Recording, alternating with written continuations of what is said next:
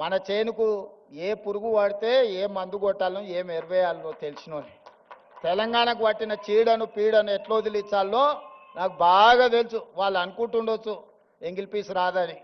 జర్మన్కు జపాన్కు చైనాకి ఎంగిల్ పీస్ ఏం రాదు నాయన. ప్రపంచాన్ని ఏలుతున్నది చైనా, జపాన్, జర్మనీ. అక్కడ ఇంగ్లీషు రానే రాదు, కనీసం మనం ఏబిసిడీలన్నా రాయగలుగుతున్నాం. మరి ఇవాళ ప్రపంచాన్ని శాసిస్తారు ఇంగ్లీష్ మాట్లాడే అమెరికా చైనా సప్లైస్ ఆపితే ఒక గంట కూడా బతకలేదు, ఒక 1 అవర్ కూడా అమెరికా జీవించలేదు. అమెరికా ఎంత అప్పు ఉందంటే చైనాకు, వాడు నా అప్పు మొత్తం కట్టడానికి వంగబెట్టి బండ పెడితే మొత్తం అమెరికాని చైనాకు అప్పచెప్పాల్సి వస్తుంది.